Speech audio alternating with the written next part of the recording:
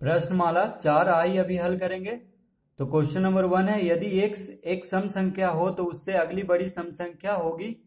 देखिए x एक सम संख्या है तो उसके अगले बड़ी सम संख्या क्या होगी, x+2। ठीक है, क्योंकि कोई भी सम संख्या में 2 जोड़ने पे वह सम संख्या ही रहेगा। जैसे 2 सम संख्या है तो 2 में 2 जोड़ेंगे 4, 4 में 2 जोड़ेंगे 6, तो उसी तरह x में भी 2 ही जोड़ेंगे। ठीक है, तो इसमें 2 में हम टिक लगाएंगे। अब देखिए b में, यदि y एक विषम संख्या हो तो उससे अगली बड़ी विषम संख्या क्या होगी। तो इसमें भी देखिए b में भी दूसरा ही टिक लगाएंगे, क्योंकि y विषम संख्या है। मान लीजिए y की जगह पे 1 है तो 1 में 2 जोड़ेंगे तो 3 आएगा। मान लीजिए y की जगह पे 3 है तो 3 में 2 जोड़ेंगे तो 5 आएगा। तो विषम संख्या ही आ रहा है, इसीलिए 2 ही जोड़ेंगे। ठीक है, y अगर कोई भी मान लेते हैं 5 लेते हैं y की जगह पे, तो 5 में 2 जोड़ेंगे 7, 7 भी विषम संख्या ही है। इसीलिए y एक विषम संख्या हो तो उसके अगली बड़ी संख्या 2 जोड़ने पे आएगा। अगर 1 जोड़ेंगे तो मान लीजिए 3 में 1 जोड़ेंगे, 3 विषम संख्या है तो 1 जोड़ेंगे तो 4 आएगा, तो वह सम संख्या हो जाता है। लेकिन यहाँ पे अगली बड़ी विषम संख्या कह रहा है, तो इसका आंसर होगा y+2। सी में देखिए, 100 रुपया को 2 राशियों में इस प्रकार बांटिए कि दूसरी राशि पहली की तिगुनी हो। पहली राशि को 100 रुपया मानते हुए निम्नलिखित में कौन सा समीकरण इस कथन को व्यक्त करता है। तो देखिए, कह रहा है कि इस प्रकार बांटिए कि दूसरी राशि पहली की तिगुनी हो। तो पहली राशि x माना है तो दूसरी राशि क्या होगा, 3x। ठीक है, लेकिन कह रहा है कि 100 रुपया के राशि में बांटना है, तो यहाँ पे क्या हो जाएगा, देखिए यहाँ पे गुना तो होगा नहीं और ना ही घटाव होगा। ठीक है, और ये भी गलत है क्योंकि 3x होना चाहिए, तो इसका आंसर है दूसरा। ठीक है, x+3x। देखिए 100 रुपये के 2 राशियों में बांटना है तो दूसरा राशि जो है पहला का तिगुना है, 3x है। पहला x है, देखिए x माना है, तो दूसरा क्या होगा, 3x तिगुना कह रहा है, तो दोनों को जोड़ करके 100 में बांटना है। तो बस x+3x बराबर 100 करेंगे, तभी है जो 100 रुपये के राशि में ये दोनों बटेगा। अब देखिए दूसरा क्वेश्चन क्या कह रहा है, a की उम्र b से 10 वर्ष कम है। यदि a की उम्र x वर्ष हो तो b की उम्र x के रूप में प्रकट कीजिए। तो क्वेश्चन नंबर दूसरा का a में देखिए, कह रहा है a की उम्र b से 10 वर्ष कम है। तो a की उम्र जो है b से 10 वर्ष कम है, तो b क्या होगा, a से 10 वर्ष ज्यादा होगा। ठीक है, तो a की उम्र x वर्ष दिया हुआ है तो b की उम्र x के रूप में निकालिए। तो b, जब a जो है b से 10 वर्ष कम है तो b क्या होगा, 10 वर्ष से ज्यादा होगा, तो b की उम्र कितना हो जाएगा, x के रूप में, तो हो जाएगा 10 + x वर्ष। ठीक है, b जो है 10 वर्ष ज्यादा होगा a से, तो b की उम्र हो जाएगा 10 + x वर्ष। अब देखिए b में 3 क्रमागत संख्याओं को बीजीय रूप में प्रकट कीजिए जबकि उनमें सबसे छोटी संख्या x है। तो b में कह रहा है सबसे छोटी संख्या x है और 3 क्रमागत यानी लगातार बीजीय रूप में प्रकट करने के लिए कह रहा है, तो सबसे छोटा x हमको दे दिया है, तो इसका आंसर हो जाएगा x, x+1 और x+2। लगातार कह रहा है, सबसे छोटा x दे ही दिया, तो उससे 1 जोड़ेंगे तो दूसरा बीजीय बन जाएगा। ठीक है, बीजीय रूप में, और तीसरा में x+2 जोड़ेंगे, तो पहले 1 जोड़ेंगे और x, फिर दूसरा में x+2, तो तीनों देखिए लगातार हो गया, x, x+1, x+2, इसका आंसर हो जाएगा। देखिए c, 3 क्रमागत संख्याओं को बीजीय रूप में प्रकट कीजिए जबकि उनमें सबसे बड़ी संख्या x है। तो देखिए b में दिया हुआ था सबसे छोटी संख्या x था, लेकिन इसमें दिया हुआ सबसे बड़ी संख्या x, तो क्रमागत क्या हो जाएगा, सबसे बड़ा x है, तो इससे x से छोटा क्या हो जाएगा, x-1। लगातार कह रहा है तो x में 1 घटाएंगे, फिर उसके बाद 3 कह रहा है, 3 क्रमागत, तो x-2। ठीक है, यहाँ पे देखिए सबसे छोटी संख्या x था, तो इसमें हम जोड़ के आगे बढ़ाए थे, लेकिन यहाँ पे सबसे बड़ी संख्या x कह रहा है, तो इसमें जो घटा करके एक घटा करके पीछे लेके जाएंगे, तभी क्रमागत संख्या यानी लगातार संख्या बनेगा। तो यही हो जाएगा इसका बीजीय रूप, x, x-1, x माइनस 2। अब देखिए डी में किसी समबाहु त्रिभुज की परिमिति 18 सेंटीमीटर है। यदि एक भुजा 1 सेंटीमीटर हो तो किसी शीर्ष कोण के सामने की भुजा की लंबाई ज्ञात करने के लिए कौन सा समीकरण हल करना होगा।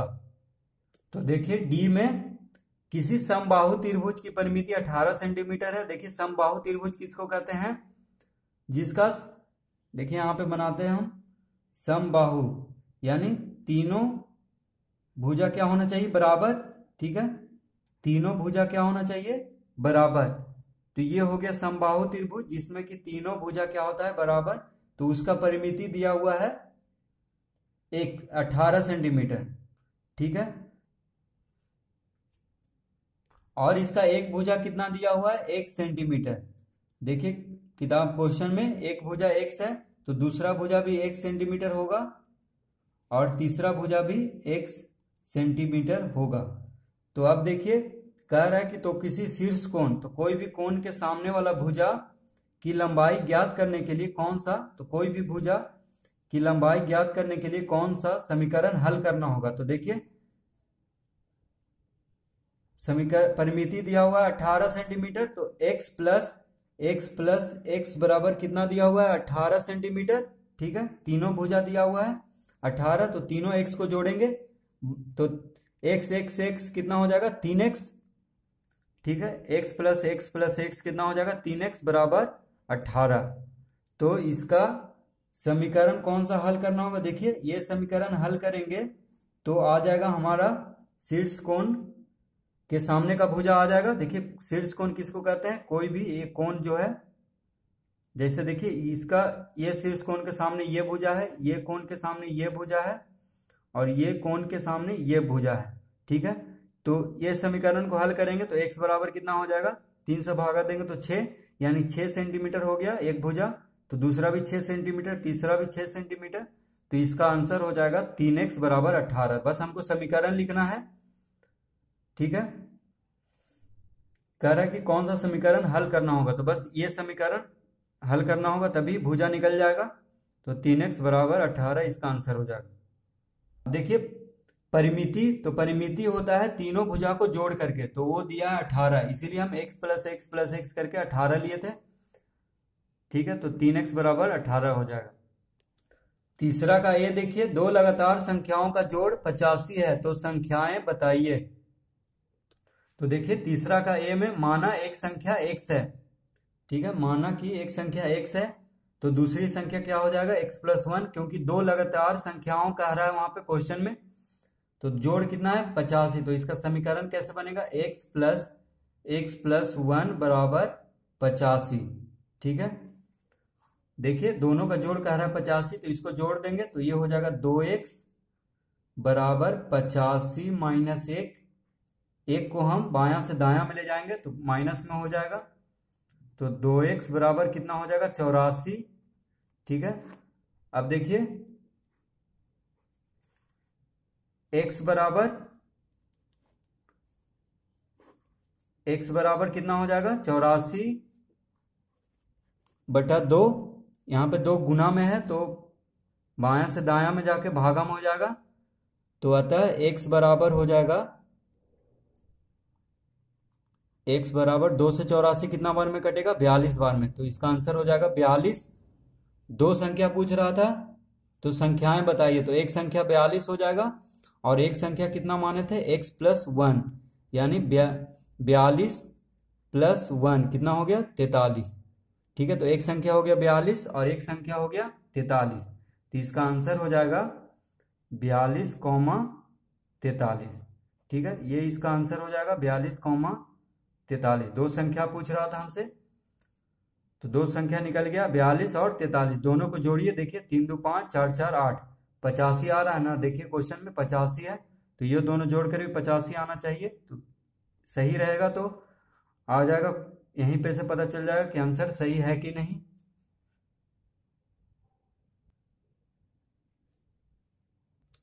बी में देखिए, दो ऐसी क्रमागत संख्याएं ज्ञात कीजिए जिनका योगफल 187 है। तो बी में भी हम उसी तरह बनाएंगे, माना कि पहली संख्या बराबर x, तो दूसरी संख्या कितना हो जाएगा, x प्लस 1, क्योंकि दो ऐसी क्रमागत यानी लगातार संख्या कह रहा है जिनका योगफल 187 है। तो समीकरण क्या हो जाएगा, x प्लस 1 बराबर 187। ठीक है, तो इसको जोड़ेंगे तो x से x कितना हो जाएगा, 2x बराबर 187 माइनस 1। देखिए एक इधर बायां से दायां में आएगा तो माइनस हो जाएगा, तो हो गया 2x बराबर 186। ठीक है, तो x बराबर कितना हो जाएगा, 186 बटा 2। 2 से इसको काटेंगे तो 2 नंबर 18, 2 तिया 6 यानी 93 आ गया। तो x बराबर 93 आ गया, अतः x बराबर 93। तो x प्लस 1 बराबर कितना आ जाएगा, यानी 93 प्लस 1 यानी 94 आ गया। एक आंसर हो गया 93 और एक आंसर 94। तो यहाँ पे हम लिखेंगे, तो लिखेंगे अभीष्ट, मतलब जो पूछ रहा है अभीष्ट होता है, अभीष्ट संख्याएं बराबर 93, 94। देखिए यही दोनों आंसर आएगा, यानी अभीष्ट संख्याएं बराबर 93, 94। तो यही दोनों आंसर आ जाएगा। इसका आंसर होगा सी में। देखिए यदि दो संख्याओं का योग 248 हो और उनमें से एक संख्या दूसरी से 8 अधिक हो तो दोनों संख्याएं बताइए। तो सी में देखिए, माना कि दूसरी संख्या बराबर x, तो एक संख्या कितना हो जाएगा, x प्लस 8। तो ये कैसे होगा, देखिए कह रहा है क्वेश्चन में कि दो संख्याओं का योग है 248, उनमें एक संख्या दूसरी से, तो दूसरी संख्या को x मानेंगे। कह रहा है कि एक संख्या दूसरी से 8 अधिक है, तो एक संख्या हो जाएगा x प्लस 8, दूसरी को हम x मान लेंगे। ठीक है, तो दोनों संख्या बताइए। तो इसका समीकरण हो जाएगा, दोनों का योग दिया है तो x प्लस 8 बराबर कितना दिया हुआ है, 248। अब देखिए इसको हल करेंगे तो 2x बराबर 248 माइनस 8। देखिए ये बायां से दायां में जाएगा तो माइनस हो जाएगा, तो x बराबर कितना हो जाएगा, 248 में से 8 गया तो कितना होगा, 240 बटा 2। देखिए ये गुना में है 2 तो भागा में आ जाएगा इधर बायां से दायां में, और इसको घटा दिए, 248 में से 8 गया 240, तो x बराबर 240 बटा 2 हो जाएगा। 2 से काटेंगे तो कितना आएगा, 120, यानी अतः x बराबर कितना आ गया, 120। और x प्लस 8 बराबर कितना आ जाएगा, x प्लस 8 बराबर 120 प्लस 8। देखिए x बराबर 120 आया है तो 128, तो हमारा आंसर हो जाएगा 120 और 128। तो यहां पे लिखेंगे अभीष्ट संख्याएं बराबर 120, 128। तो ये आंसर हो जाएगा। क्वेश्चन नंबर 4 का ये देखिए, 3 ऐसी क्रमागत संख्याएं ज्ञात कीजिए जिनका योगफल 51 है। तो देखिए 4 का ए में, माना कि 3 क्रमागत संख्याएं हैं x, x plus 1, x plus 2। तो देखिए 3 पहले संख्याएं को मान लेंगे। कह रहा है कि 3 ऐसी क्रमागत संख्याएं ज्ञात कीजिए जिनका योगफल 51 है। तो 3 क्रमागत संख्याएं लगातार, तो पहला संख्या को x मानेंगे, दूसरा संख्या को x प्लस 1 और तीसरा संख्या को x प्लस 2। ठीक है, तो अब क्वेश्चन में कह रहा है कि उनका योगफल कितना है, 51। तो समीकरण कैसे बनेगा, x plus 1 plus x plus 2 बराबर 51। ठीक है, तीनों को जोड़ करके 51 कह रहा है, योगफल 51 है, तो तीनों को जोड़ देंगे। अब देखिए इसको हल करेंगे तो x और x, 3x है तो यहां पे लिखेंगे 3x बराबर 51 माइनस 1 माइनस 2। तो देखिए 1 इधर जाएगा तो माइनस में हो जाएगा, बायां से दायां 2 भी इधर जाएगा तो माइनस में हो जाएगा। तो 3x बराबर कितना हो जाएगा, 51 माइनस 3, माइनस 2 और 1 कितना हो गया, माइनस 3, माइनस 2 और माइनस 1 जोड़ देंगे तो माइनस 3 हो गया। तो x बराबर कितना हो गया, 51 में से 3 गया तो 48 बटा 3। ये देखिए 3 गुना में है इधर बायां तरफ, तो दायां तरफ भागम हो जाएगा, और 51 में से 3 के 48, तो 48/3, 3 से इसको काटेंगे तो कितना, 16×3=48, 16 बार में कटेगा। तो अतः x बराबर कितना आ गया, 16। ठीक है, तो x + 1 बराबर कितना हो जाएगा, x + 1 बराबर 16 + 1, x बराबर 16 आ गया है तो 17 हो गया। ठीक है, अब x + 2 बराबर कितना हो जाएगा, 16 + 2 यानी 18। तो 16, 17 और 18, तो इसको हम लिखेंगे अभीष्ट संख्याएं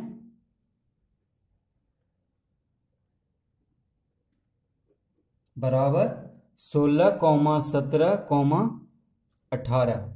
तो इसका आंसर हो जाएगा 16, 17 और 18, यानी यही 3 संख्या है। तो इसको जोड़िए, देखिए 51 आ जाएगा, 8 7 15, 15 6 21, हाथ में रहा 2, 1 2 3, 3 2 5, ये देखिए तीनों जोड़कर 51 आ रहा है। तो इस तरह से भी हम चेक कर सकते हैं।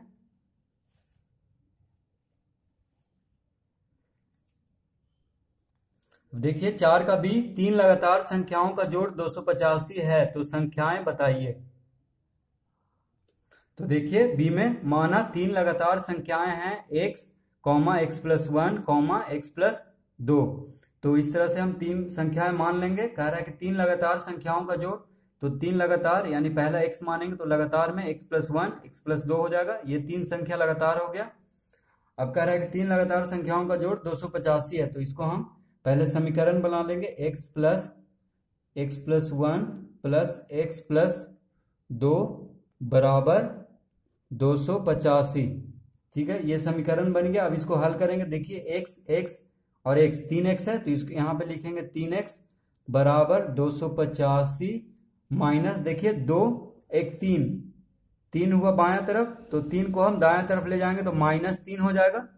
ठीक है, 2 1 3 हुआ, जोड़ेंगे तो अब इसको हम बायां से दायां तरफ ले जाएंगे तो -3 हो जाएगा। तो हम लिखेंगे x बराबर 285 में से 3 गया तो 282/3। देखिए 3 गुना में है बायां में, तो दायां भागा में हो जाएगा, और 285 में से 3 गया तो 282 हो जाएगा। ठीक है, तो 3 से इसको काट देंगे तो 3 नंबर 27, एक इधर गया, 3 चौक 12, यानी अतः x बराबर कितना आ गया, 94। तो x + 1 बराबर कितना हो जाएगा, 94 + 1 बराबर 95। ठीक है, अब देखिए x + 2 बराबर कितना हो जाएगा, 94 + 2 यानी 96। तो यहां पे हम लिखेंगे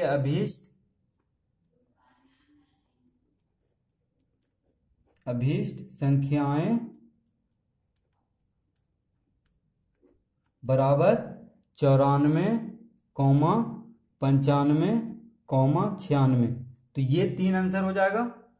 यही 3 संख्याएं पूछ रहा था। देखिए हम चेक भी कर सकते हैं, 94 और 95 और 96 तीनों को जोड़ेंगे तो 285 आ जाएगा। देखिए 6 5 11, 11 4 15, हाथ में रहा 1, तो 9 9 18, 9 3 27, 1 28, देखिए 285 आ रहा है। तो इस तरह से भी हम चेक कर सकते हैं कि मेरा सही बना है कि नहीं। तो ये हो गया, इस तरह से इसको हम बना लेंगे 4 का बी क्वेश्चन को।